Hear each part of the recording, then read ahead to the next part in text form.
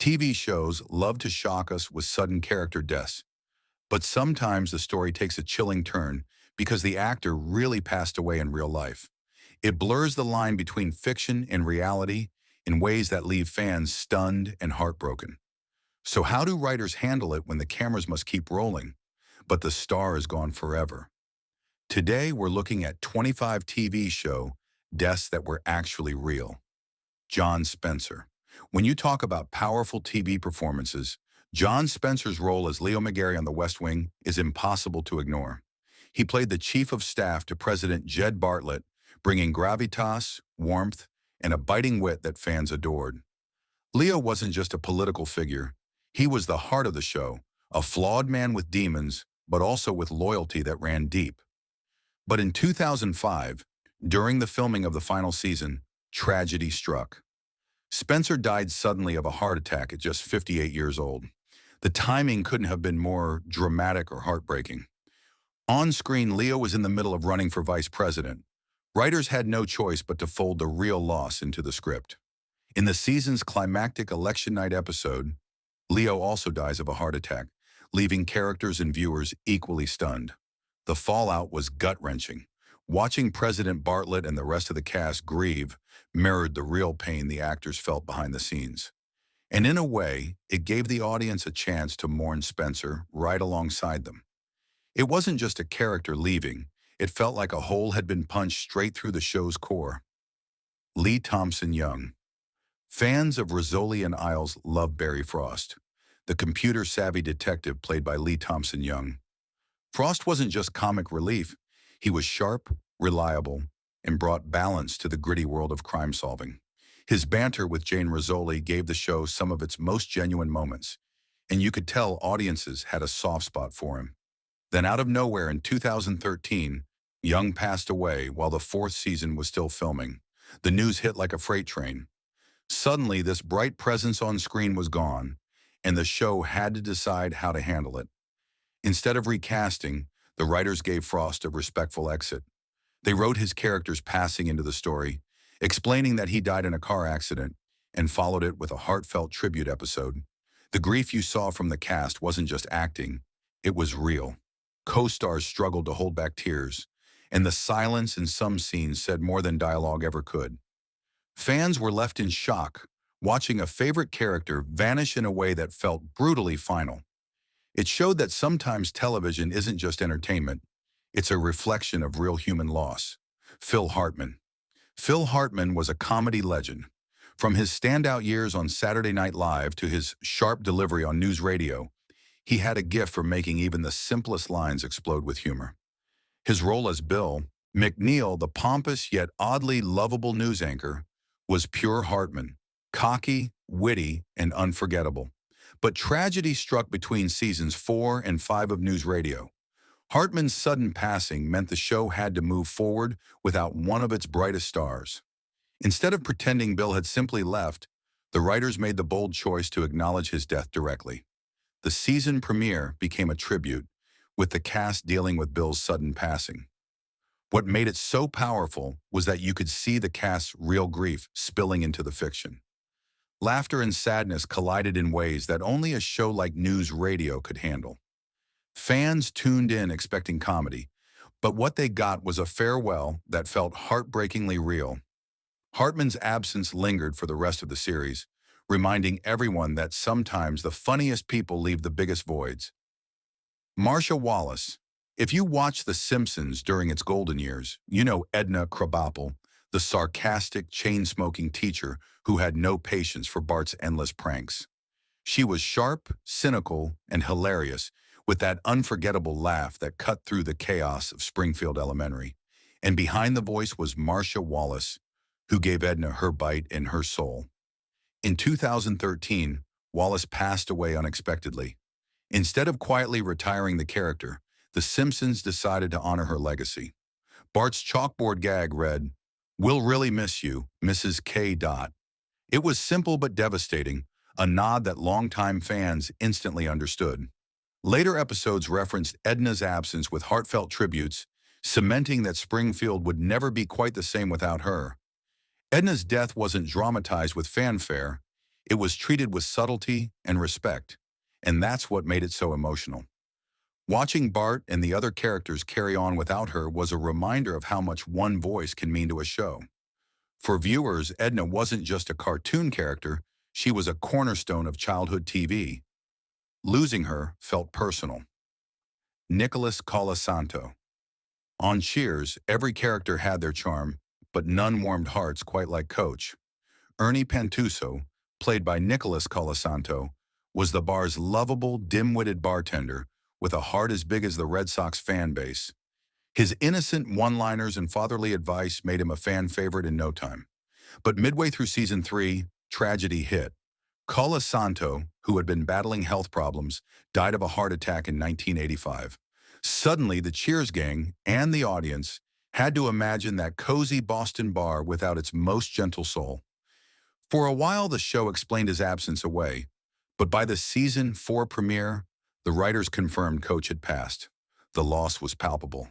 Woody Harrelson was introduced as Woody Boyd, another sweet but clueless bartender, to fill the gap. But no matter how good Woody was, fans always felt the shadow of Coach hanging over the bar. The finale even circled back, paying tribute to him. One last time, Coach's passing wasn't just the end of a character, it was a reminder that sitcoms, no matter how funny, can't escape real-life heartbreak. Red Fox. Red Fox was already a comedy icon thanks to Sanford and Son, where he made "You Big Dummy" one of TV's most quoted catchphrases. But in the early 90s, he returned to sitcom land with the Royal Family, playing Alfonso Royal, a grumpy but lovable grandfather adjusting to a busy household. Fans were excited to see Fox back on primetime television, but tragedy struck almost immediately. In 1991, while rehearsing on set, Fox collapsed from a heart attack and never recovered. The moment was so shocking that some crew members reportedly thought he was joking, since Fox had built his career on dramatic pratfalls and fake heart-clutching gags. This time, though, it was heartbreakingly real. The producers faced a brutal decision. With their star gone just a few episodes in, they decided to continue the series, reshaping it around the surviving cast. They explained Alfonso's passing within the show, but it was obvious something huge was missing. Ratings soon dipped, and the show was eventually canceled after one season. Fox's sudden death left a permanent mark on television history. It was as if TV comedy itself had lost one of its most important pillars right there on the stage floor. For fans, the end of the Royal Family wasn't just about a show, it was about losing a legend who could never be replaced. Michael Conrad. If you ever watched Hill Street Blues, you'll never forget the iconic roll call that kicked off nearly every episode. Standing at the front was Sergeant Phil Esterhaus, played by Michael Conrad, delivering the immortal catchphrase, "Let's be careful out there." It wasn't just a line, it became the heartbeat of the show, a warning that blended fatherly concern with police grit. Then midway through the series' 4th season in 1983, Conrad passed away from cancer. The loss hit especially hard because his character was so deeply tied to the show's rhythm. Rather than stage a dramatic on-screen death, the writers gave Esterhaus a surprisingly quiet send-off. They revealed that he had died of a heart attack while making love. Yes, it was unusual and even a little jarring, but it fit the show's offbeat realism. Hill Street Blues wasn't about glossy heroics. It was about life in all its messiness. And Esterhaus' passing captured that perfectly, unexpected, human, and heartbreaking. Conrad's absence left a gap that could never really be filled. His line became more than a catchphrase. It turned into a legacy, carried by fans and fellow actors alike. Watching that opening roll call without him was like walking into a room missing its anchor. For many, Esterhaus remains the true soul of Hill Street Blues, long after the final credits rolled. Jack Sue. If you loved classic sitcoms, you probably remember Barney Miller, the quirky police station comedy that mixed sharp humor with warm camaraderie. One of its brightest stars was Jack Sue, who played Sergeant Nick Yamana. He wasn't flashy, but his dry wit and terrible coffee became legendary. His deadpan delivery gave the show a unique flavor, making him a fan favorite. In 1979, Sue's life was cut short by cancer. He passed away during the show's 5th season, and instead of pretending nothing happened, The cast and crew did something extraordinary. They broke character for an entire episode titled Remembering Jack Sue. The actors sat around, reminiscing about their real colleague and raising cups of coffee in his honor. It wasn't just television, it was raw, unscripted emotion. Fans weren't watching characters mourn, they were watching friends say goodbye. That episode became one of the most touching moments in sitcom history, proving that laughter and grief can share the same space. Yamana's absence left a noticeable hole in the precinct, but his legacy lived on in reruns and in the memory of anyone who ever choked down a cup of Yamana's coffee. It was bittersweet, funny, and deeply human, just like Jack Sue himself. George Reeves. Before superheroes took over the box office, George Reeves was the face of Superman on television. From 1952 to 1958, he wore the cape in Adventures of Superman, bringing charm and strength to the Man of Steel. Kids adored him, and for many he was their first superhero. But Reeves' life off-screen was complicated. In 1959, he died suddenly at just 45 years old, leaving fans stunned. The timing couldn't have been worse. The show had turned him into a cultural icon, and children across America genuinely saw him as Superman come to life. When news of his death spread, some parents even struggled to explain it to their kids. After all, how could Superman be gone? The series never returned in its original form, and Reeves' passing effectively ended the show. Reruns continued, but there was always a cloud hanging over them, a reminder that the invincible hero wasn't invincible after all. For television, Reeves' death was a shocking lesson. Sometimes the myth can't outlast the man. And for fans, watching him soar through the skies in black and white took on a bittersweet edge. Every up, up, and away became a memory of what could have been if their Superman had lived longer. Miguel Ferrer. Miguel Ferrer had a knack for playing intense characters, and his role as assistant director Owen Granger on NCIS. Los Angeles was no exception. Gruff, no nonsense, and with a sly sense of humor, Granger became a key part of the team. Fans loved how he pushed back against authority, but always came through when it mattered. Behind the scenes, however, Ferrer was facing a very real battle. Diagnosed with throat cancer, he continued working on the show, even as his health declined. In 2017, Ferrer passed away, leaving a massive hole in the cast and in fans' hearts. The writers chose not to ignore his absence. Instead, they gave Granger an exit that mirrored Ferrer's real-life struggle. His character was revealed to be fighting a serious illness, and rather than waste away in a hospital bed, Granger left to spend his final days with his family. It was a subtle but poignant way to honor him. Fans noticed the care the writers put into the farewell. It wasn't flashy or overdramatic. It was respectful, heartfelt, and real. For a show built on action and suspense, slowing down to honor Miguel Ferrer's life was one of its most powerful moments. Andy Whitfield. When Spartacus Blood and Sand premiered in 2010, Andy Whitfield's performance as the gladiator hero was electrifying. He had the charisma, the physical presence, and the emotional range to carry the brutal yet deeply human story. Viewers and critics alike hailed him as a breakout star. But just as his career was skyrocketing, tragedy struck. Whitfield was diagnosed with non-Hodgkin lymphoma.